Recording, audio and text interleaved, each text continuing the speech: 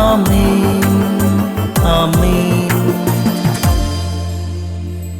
യേശുവിന്റെ ഏറ്റവും പ്രിയമുള്ള കുഞ്ഞെ, ഹെബ്രായ ലേഖനം 13:5, ഞാൻ നിന്നെ ഒരു വിധത്തിലും അവഗണിക്കുകയോ ഉപേക്ഷിക്കുകയോ ചെയ്യില്ലെന്ന് അവിടുന്ന് പറഞ്ഞിട്ടുണ്ടല്ലോ. അവിടുന്ന് എത്രയോ തവണ പറഞ്ഞിട്ടുണ്ടല്ലോ. എന്നാ അതിന്റെ അർത്ഥം 1, 2, 3 വട്ടമല്ല. നിനക്കൊരു സംശയവും വേണ്ട.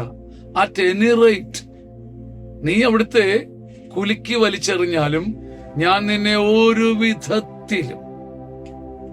ആ വാക്കിന്റെ അഗാധ ശക്തി ആത്മാവിനെ ഒന്ന് കയറിപ്പിടിക്കട്ടെ, ഉള്ളിലതൊന്ന് നീറിപ്പിടിക്കട്ടെ.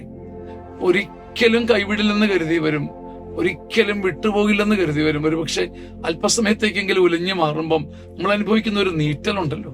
പക്ഷെ കർത്താവ് അചഞ്ചലമായിട്ട് പറയാം, പൊന്നുകുഞ്ഞെ, എന്നിനെ ഒരു വിധത്തിലും അവഗണിക്കുകയോ ഉപേക്ഷിക്കുകയോ ഇല്ല.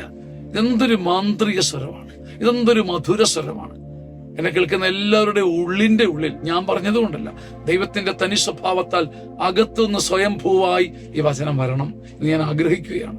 യേശുവിന്റെ നാമത്തിൽ നിങ്ങളുടെ മുറിവേറ്റ ഹൃദയങ്ങളെ അനുഗ്രഹിച്ച് പ്രാർത്ഥിക്കുകയാണ്. കർത്താവ് ഇപ്പോൾ നിങ്ങൾക്കൊരു സൗഖ്യം നൽകട്ടെ. ആമേൻ, ആമേൻ, ആമേൻ.